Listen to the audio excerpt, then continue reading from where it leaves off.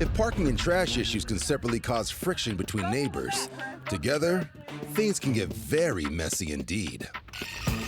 Like in Toledo, Ohio, where this woman is moving her neighbor's trash cans out of the way. They are blocking the parking spot in front of her house. We can never park in front of this house because y'all trespassing. Her neighbor doesn't think she's done anything wrong. You don't have the right to park in front of your house. It's a public street. It's my house. I can have 7 cars parked on the street. It don't matter. And supported by her husband, The public street. she starts to move them right back. Not to be outdone, the woman's friend just wheels them away again.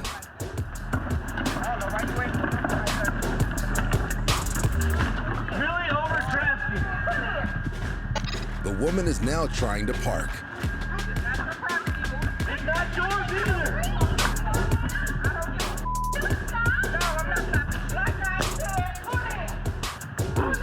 But with both sides now locked in a standoff, tempers, like the trash cans, are about to spill over.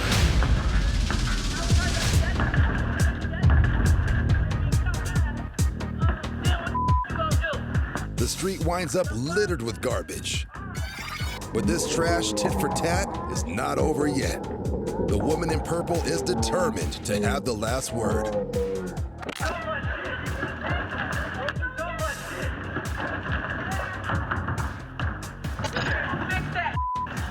Police later arrive, and this woman is fined for dumping trash illegally on the street.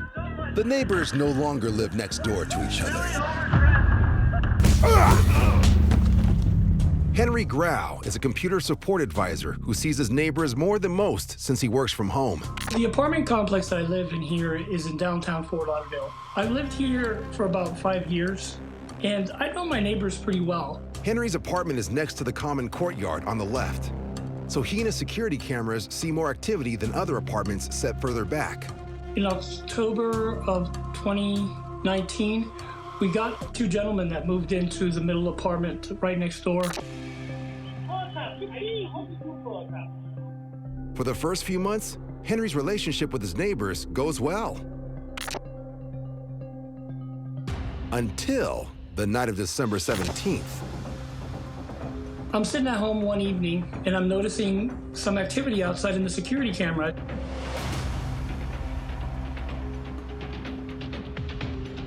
There's no other way to describe it in any cleaner form, but it looked like he was kind of playing with himself in a way. It made me very uneasy. I felt kind of like I didn't have any privacy all of a sudden. He just totally took away my freedom at that point because I kept having to go check the windows. For 6 nights after the incident, things are quiet. Until December 23rd at 7 p.m., when things escalate.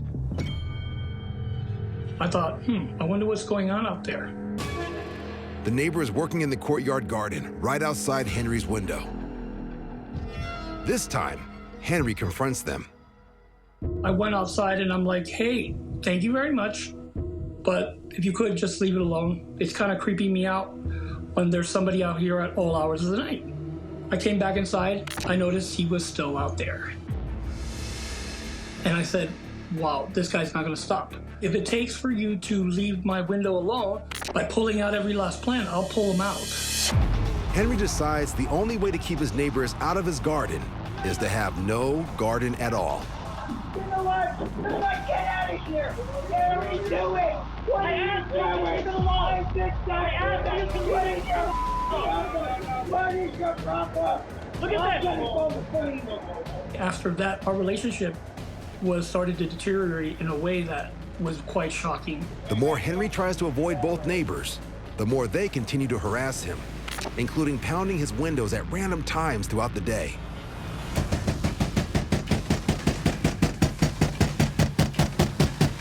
Once they started getting aggressive where they were banging at that point, I felt, okay, we gotta call the police. Breaking and entering. But it's the middle of the pandemic. The police are not readily available, and Henry's 2 neighbors are getting more and more aggressive. It's scary as heck because we didn't have any help. It got to the point that I was actually afraid to stay here at night. Now feeling trapped in his own home, Henry fears the rising tension with his neighbors can lead to a serious altercation. or something much worse. Having to have these cameras running 24/7, going back to the footage of the cameras. Get away from this property. Get away from this property.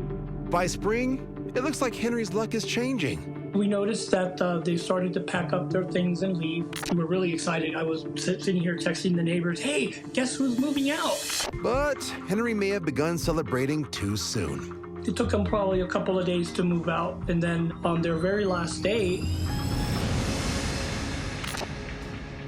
you can see them cutting the cable from one of the corners of the cameras. You see them throwing paint glass bottles at the door. With the neighbors gone, Henry could finally let his guard down. After they finally moved out, then I started to feel a little bit more at ease. So I said, all right, well, I'm gonna go ahead and take down the camera system. We left the one camera facing the courtyard. After I got everything down and felt everything was safe, the older gentleman showed up again one night. He started to bang on the windows again. He actually broke it, cut his hand so bad that he was dripping blood. He comes over to the door and he starts putting all his blood on the door. From that point forward, after that night, pulled the cameras back out, put them back up, and I've kept them there pretty much to this day. As you can see, they're still running. And Henry has a message for his old neighbors if they should ever return. I want them to know that I'm watching. The neighbors know what they look like. The police has a trespass warning on you. We're not going to allow anyone to come and terrorize us again. I'm the one banging on your window. Why do you keep doing that? Why do you keep doing that? Ma'am, your tires are blown. Your tire. Redding, California. A car with a blown tire drives down a quiet residential street while a concerned neighbor tries to alert the vehicle's driver. Hey, ma'am, your tire. What are you doing? What are you doing? Man, what the Man. The neighbor, along with two friends, follow the woman and get her to pull over. But it's soon clear she has bigger issues than a flat. Are you guys loving me? You're taking care of me, right? That's right. Oh, yeah. That's exactly what we're doing. She appears to be under the influence. Hey. Oh, don't fall over. No. fall You know over. what? Oh. No. Don't fall. You guys should sit down because you look like you're sick. I'm good. Are you okay? I look like I'm sick. Well, you're like you don't feel well. I'm You're. not sick. Have you had too much to Do you drink? have any pot? No. I have some. Crazy. Keep it with you, Is though. there any? Even though it looks as if the woman has already drunk enough, it seems like she still wants to continue the party. Yeah. But her playful interaction with her neighbors is short-lived. Police soon arrive on the scene, and the woman tries to drive away. But the only thing fleeing is her cheery disposition. You're helping them. You're helping them. Oh, you. Get out of here. Get out of here. You. The car. Oh, Get out of the car. get now. Wait.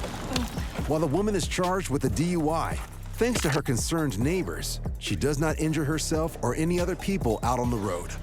Remember, never drive under the influence.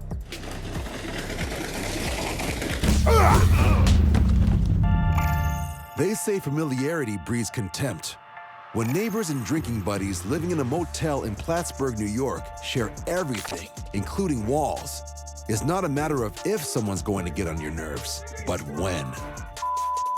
If I lived off my old lady like you did, I feel sorry for myself. Not so surprisingly, this isn't the first time these two have aired their grievances in front of their entire community, who are well acquainted with their neighbors' antics. You owe me $40 and you're both scum. You ain't getting it now. I don't want it, because you know why? I paid your rent, you scumbag. Before long, a companion of one of the men joins the feud. Yeah, I'm looking right at one. Get back to your place! You SSI love it! No! Get the over there right now. I will call the cops and have your ass arrested, you pig loving mother. Fuck your dick! I didn't even touch her! So get out of here! Now there's some new unfinished business across the street. Thoroughly annoyed by the first woman, one of her neighbors has entered the fray. What's going on, you? With no chair handy, she settles for a bottle of water to make her point.